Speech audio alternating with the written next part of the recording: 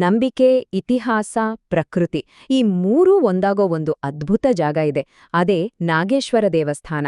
ಇದು ಬರೀ ಒಂದು ದೇವಸ್ಥಾನ ಅಷ್ಟೇ ಅಲ್ಲ, ಹಿಂದೂ ಧರ್ಮದ ಅತ್ಯಂತ ಪವಿತ್ರ ಸ್ಥಳಗಳಲ್ಲಿ ಇದು ಕೂಡ ಒಂದು.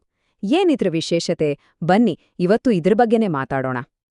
ಅಲ್ಲ, ಯೋಚನೆ ಮಾಡಿ, ಗುಜರಾತ್ನ ಒಂದು ಮೂಲೆಯಲ್ಲಿ ಸಮುದ್ರದ ತೀರದಲ್ಲಿರೋ ಈ ದೇವಸ್ಥಾನಕ್ಕೆ ಇಷ್ಟೊಂದು ಮಹತ್ವ ಯಾಕೆ ಬಂತು? ಹಿಂದೂ ಧರ್ಮದ ಅತಿ ಪವಿತ್ರ ಸ್ಥಳಗಳಲ್ಲಿ ಒಂದಾಗೋಕೆ ಇದರ ಹಿಂದಿನ ಕಾರಣವಾದ್ರೂ ಏನು?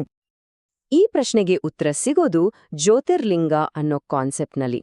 ನೋಡಿ, ಜ್ಯೋತಿರ್ಲಿಂಗ ಅಂದ್ರೆ ಕೇವಲ ಒಂದು ಕಲ್ಲಿನ ಮೂರ್ತಿಯಲ್ಲ, ಅದರರ್ಥ ಬೆಳಕಿನ ಲಿಂಗ. ಅಂದ್ರೆ ಶಿವನ ದೈವಿಕ ಶಕ್ತಿ, ಅವನ ಅನಂತ ಸ್ವರೂಪ ನೇರವಾಗಿ ಇಲ್ಲಿ ಪ್ರಕಟ ಆಗಿದೆಯಂತ ನಂಬಿಕೆ. ಈ ದೈವಿಕ ಶಕ್ತಿಯ ಕಥೆ ಇದೆಯಲ್ಲ, ಇದು ಸಾವಿರಾರು ವರ್ಷಗಳಷ್ಟು ಹಳೇದು. ಇತಿಹಾಸದ ಪುಟಗಳಲ್ಲೇ ಅಡಗಿದೆ. ಕಾಲ ಮತ್ತು ಬೇರೆ ಬೇರೆ ರಾಜಮನೆತನಗಳು ಈ ದೇವಸ್ಥಾನವನ್ನ ಹೇಗೆ ರೂಪಿಸಿದ್ವು ಅಂತ ಮೊದಲು ನೋಡೋಣ ಬನ್ನಿ. ಈ ದೇವಸ್ಥಾನದ ಇತಿಹಾಸ ನೋಡಿದ್ರೆ ನಿಜಕ್ಕೂ ಆಶ್ಚರ್ಯ ಆಗತ್ತೆ. ಇದರ ಬೇರುಗಳು ಪುರಾಣ ಕಾಲದಷ್ಟು ಹಳೆಯವು. ಅಂದ್ರೆ ಸ್ಕಂದ ಪುರಾಣದಂತಹ ಗ್ರಂಥಗಳಲ್ಲೇ ಇದರ ಬಗ್ಗೆ ಉಲ್ಲೇಖ ಇದೆ. ಆಮೇಲೆ 12ನೇ ಶತಮಾನದ ಶಾಸನಗಳಲ್ಲಿ ಇದರ ಜೀರ್ಣೋದ್ಧಾರದ ಬಗ್ಗೆ ಮಾಹಿತಿ ಸಿಗುತ್ತೆ. ಅಷ್ಟೇ ಅಲ್ಲ, ಚೂಡಾಸಮ ರಾಜವಂಶ, ಆಮೇಲೆ ಬಂದ ಮರಾಠರು, ಹೀಗೆ ಪ್ರತಿಯೊಂದು ಯುಗದಲ್ಲೂ ಈ ದೇವಸ್ಥಾನಕ್ಕೆ ಹೊಸ ರೂಪ ಸಿಕ್ಕಿದೆ. ಆದ್ರೆ ಈ ದೇವಸ್ಥಾನದ ಕಥೆ ಬರೀ ಕಟ್ಟಿದ್ದಷ್ಟೇ ಅಂದ, ಅದು ಮತ್ತೆ ಮತ್ತೆ ಪುಡಿದೆದ್ದಿದ್ದು ಕೂಡ. ಎಷ್ಟೋ ದಾಳಿಗಳನ್ನ, ವಿನಾಶವನ್ನ ಇದು ನೋಡಿದೆ. ಆದರೂ ಫೀನಿಕ್ಸ್ ಹಕ್ಕಿಯ ಹಾಗೆ ಪ್ರತಿ ಬಾರಿಯೂ ಮತ್ತೆ ಎದ್ದು ನಿಂತಿದೆ. ಇದಕ್ಕೆ ಕಾರಣ ಸ್ಥಳೀಯ ಭಕ್ತರು, ರಾಜರು, ವ್ಯಾಪಾರಿಗಳ ಅಚಲವಾದ ನಂಬಿಕೆ. ಇದು ಬರೀ ದೇವಸ್ಥಾನವಲ್ಲ, ಜನರ ನಂಬಿಕೆ, ಸ್ಥೈರ್ಯದ ಸಂಕೇತ.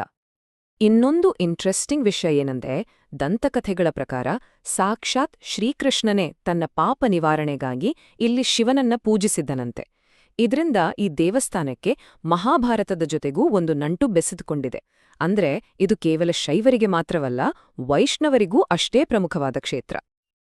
ಹೀಗೆ ಇತಿಹಾಸ ಈ ದೇವಸ್ಥಾನವನ್ನ ರೂಪಿಸಿದ್ರೆ, ಇನ್ನೊಂದು ಕಡೆ ಗುಜರಾತ್ನ ಕರಾವಳಿ ಪ್ರದೇಶ ಅಂದ್ರೆ ಅದರ ಭೌಗೋಳಿಕ ಪರಿಸರ ಕೂಡ ಇದರ ಮೇಲೆ ದೊಡ್ಡ ಪ್ರಭಾವ ಬೀರಿದೆ.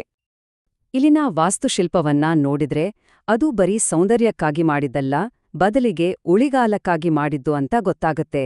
ಯಾಕಂದ್ರೆ ಅರಬ್ಬಿ ಸಮುದ್ರದ ಉಪ್ಪುಗಾಳಿ, ಅಬ್ಬರದ ಅಲೆಗಳು ಇವೆಲ್ಲವನ್ನೂ ತಡೆದುಕೊಂಡು ನಿಲ್ಲುವ ಹಾಗೆ ಇದನ್ನ ವಿನ್ಯಾಸಗೊಳಿಸಲಾಗಿದೆ. ಇದು ನಿಜಕ್ಕೂ ಪ್ರಕೃತಿಯ ಶಕ್ತಿಯ ಮುಂದೆ ಮನುಷ್ಯನ ಜಾಣ್ಮೆಯ ಪ್ರತೀಕ. ಅದನ್ನ ಕಟ್ಟಿದವರ ಜಾಣ್ಮೆ ನೋಡಿ ಹೇಗಿದೆ. ಮೊದಲನೇದಾಗಿ ಉಪ್ಪುಗಾಳಿಗೆ ಹಾಳಾಗ್ದಂಥ ಸ್ಥಳೀಯ ಕಲ್ಲನ್ನೇ ಬಳಸಿದ್ದಾರೆ. ಎರಡನೇದಾಗಿ ಮಳೆಗಾಲದಲ್ಲಿ ಪ್ರವಾಹ ಬಂದ್ರೂ ದೇವಸ್ಥಾನಕ್ಕೆ ಏನೂ ಆಗ್ಬಾರ್ದು ಅಂತ ಎತ್ತರದ ಅಡಿಪಾಯದ ಮೇಲೆ ಕಟ್ಟಿದ್ದಾರೆ. ಇನ್ನು ಮೂರನೇದಾಗಿ ವಾಸ್ತುಶಾಸ್ತ್ರದ ಪ್ರಕಾರ ಪೂರ್ವಕ್ಕೆ ಮುಖ ಮಾಡೋ ಹಾಗೆ, ಅಂದ್ರೆ ಸೂರ್ಯ ಉದಯಿಸೋ ದಿಕ್ಕಿಗೆ ಮುಖ ಮಾಡಿ ಕಟ್ಟಲಾಗಿದೆ. ಪ್ರಕೃತಿ ಜೊತೆ ಹೊಂದ್ಕೊಂಡೋಗೋದು ಅಂದ್ರೆ ಇದೆ ಅಲ್ವಾ? ಇಲ್ಲಿನ ಹವಾಮಾನ ಬರೀ ಕಟ್ಟಡದ ಮೇಲೆ ಮಾತ್ರ ಅಲ್ಲ, ಇಲ್ಲಿಗೆ ಬರೋ ಯಾತ್ರಾರ್ಥಿಗಳ ಮೇಲೂ ಪ್ರಭಾವ ಬೀರುತ್ತೆ. ಬೇಸಿಗೆಯಲ್ಲಿ ಬಿಸಿಲು ಜಾಸ್ತಿ, ಸುಮಾರು 40 ಡಿಗ್ರಿ ಸೆಲ್ಸಿಯಸ್ ತನಕ ಹೋಗ್ಬಹುದು. ಜುಲೈನಿಂದ ಸೆಪ್ಟೆಂಬರ್ವರೆಗೂ ಮಳೆಗಾಲ. ಹಾಗಾಗಿ ಚಳಿಗಾಲದಲ್ಲಿ ವಾತಾವರಣ ತುಂಬಾ ಚೆನ್ನಾಗಿರುತ್ತೆ. ಇದೇ ದೇವಸ್ಥಾನಕ್ಕೆ ಭೇಟಿ ಕೊಡೋಕೆ ಸರಿಯಾದ ಸಮಯ. ಸರಿ, ಇತಿಹಾಸ ಆಯ್ತು, ಭೂಗೋಳ ಆಯ್ತು. ಆದ್ರೆ ಈ ದೇವಸ್ಥಾನದ ನಿಜವಾದ ಜೀವ ಇರೋದು ಅದರ ನಂಬಿಕೆಗಳಲ್ಲಿ, ಪುರಾಣಗಳಲ್ಲಿ ಮತ್ತೆ ಪ್ರತಿದಿನ ನಡೆಯೋ ಆಚರಣೆಗಳಲ್ಲಿ.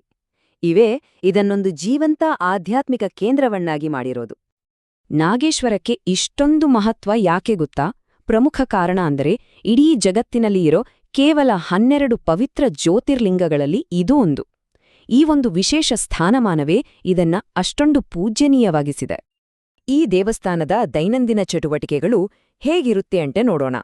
ಇಲ್ಲಿನ ಮುಖ್ಯ ದೇವರು ನಾಗೇಶ್ವರ, ಅಂದ್ರೆ ಸರ್ಪಗಳ ಒಡೆಯ ಶಿವ. ಗರ್ಭಗುಡಿಯೊಳಗೆ ಕಪ್ಪು ಬಣ್ಣದ ಒಂದು ವಿಶಿಷ್ಟವಾದ ಜ್ಯೋತಿರ್ಲಿಂಗ ಇದೆ. ಪ್ರತಿದಿನ ಈ ಲಿಂಗಕ್ಕೆ ಹಾಲು, ನೀರಿನಿಂದ ಅಭಿಷೇಕ ಮಾಡ್ತಾರೆ.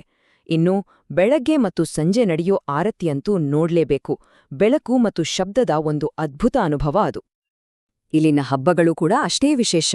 ಮಹಾಶಿವರಾತ್ರಿಯಂದು ರಾತ್ರಿಯಿಡೀ ಜಾಗರಣೆ, ವಿಶೇಷ ಪೂಜೆಗಳು ನಡೀತವೆ. ಬೆಳಕಿನ ಹಬ್ಬವಾದ ಕಾರ್ತಿಕ ಪೂರ್ಣಿಮೆಯ ದಿನ ದೇವಸ್ಥಾನದ ಕೊಳದಲ್ಲಿ ಪವಿತ್ರ ಸ್ನಾನ ಮಾಡ್ತಾರೆ. ಇನ್ನು ನಾಗಪಂಚಮಿಯಂದು ಸರ್ಪದೇವತೆಗಳಿಗೆ ವಿಶೇಷ ಪ್ರಾರ್ಥನೆ ಸಲ್ಲಿಸಿ ರಕ್ಷಣೆ ಕೇಳ್ಕೊಳ್ತಾರೆ.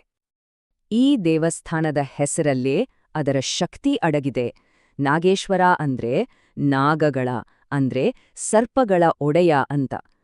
ಈ ಪವಿತ್ರ ಸ್ಥಳವನ್ನ ಸರ್ಪದೇವತೆಗಳೇ ಕಾಯ್ತಾರೆ ಅನ್ನೋದು ಬಲವಾದ ನಂಬಿಕೆ. ಇದು ಬರೀ ಕೆಟ್ಟದ್ರಿಂದ ರಕ್ಷಣೆ ಅಷ್ಟೇ ಅಲ್ಲ, ಆಧ್ಯಾತ್ಮಿಕವಾಗಿ ನಮ್ಮನ್ನ ಎಚ್ಚರಿಸೋ ಸಂಕೇತ ಕೂಡ ಹೌದು. ಇಷ್ಟೆಲ್ಲ ಕೇಳಿದ ಮೇಲೆ ಇತಿಹಾಸ, ಭೂಗೋಳ ಮತ್ತು ನಂಬಿಕೆಯ ಈ ಸಂಗಮವನ್ನ ನೀವು ನೋಡ್ಬೇಕು ಅಂತ ಅನಿಸಿದ್ರೆ ನಿಮ್ಮ ನಾಗೇಶ್ವರಿ ಯಾತ್ರೆಗೆ ಅನುಕೂಲವಾಗುವ ಹಾಗೆ ಇಲ್ಲಿದೆ ಕೆಲವು ಮಾಹಿತಿ. ಸರಿ, ಪ್ಲಾನ್ ಮಾಡೋದಾದ್ರೆ ಈ ಕೆಲವು ವಿಷಯಗಳನ್ನ ನೆನ್ಪಿಟ್ಕೊಳ್ಳಿ. ಭೇಟಿ ಕೊಡೋಕೆ ಅಕ್ಟೋಬರ್ನಿಂದ ಮಾರ್ಚ್ವರೆಗೆ ವಾತಾವರಣ ತುಂಬಾ ಚೆನ್ನಾಗಿರುತ್ತೆ. ದೇವಸ್ಥಾನ ಪ್ರತಿದಿನ ಬೆಳಗ್ಗೆ 5 ಗಂಟೆಯಿಂದ ರಾತ್ರಿ 10 ಗಂಟೆವರೆಗೂ ತೆರೆದಿರುತ್ತೆ. ಒಳಗೋಗುವಾಗ ಸಾಧಾರಣ ಬಟ್ಟೆ ಹಾಕೋದು ಒಳ್ಳೇದು, ಮತ್ತೆ ಚಪ್ಪಲಿ ಹೊರಗೆ ಬಿಡಬೇಕು. ಇನ್ನೊಂದು ಮುಖ್ಯವಾದ ವಿಷಯ, ಗರ್ಭಗುಡಿಯೊಳಗೆ ಫೋಟೋ ತೆಗೆಯೋ ಹಾಗಿಲ್ಲ. ಹಾಗಾದ್ರೆ ನೋಡಿದ್ರಲ್ವಾ, ನಾಗೇಶ್ವರ ದೇವಸ್ಥಾನ ಅಂದ್ರೆ ಕೇವಲ ಒಂದು ಕಟ್ಟಡವಲ್ಲ, ಅದು ಇತಿಹಾಸ, ಪುರಾಣ ಮತ್ತು ಪ್ರಕೃತಿ ಇವೆಲ್ಲವೂ ಒಟ್ಟಿಗೆ ಸೇರುವ ಒಂದು ಅಪೂರ್ವ ಸಂಗಮ. ಇಷ್ಟೆಲ್ಲ ದಾರಿಗಳು ಒಂದೇ ಕಡೆ ಬಂದು ಸೇರುವಾಗ ಒಬ್ಬೊಬ್ರೂ ಒಂದೊಂದು ದಾರಿಯನ್ನ ಮೊದಲು ನೋಡಲು ಇಷ್ಟಪಡಬಹುದು ಅಲ್ವಾ? ಈ ಒಂದು ಯೋಚನೆಯೊಂದಿಗೆ ಈ ವಿವರಣೆಯನ್ನು ಮುಗಿಸೋಣ.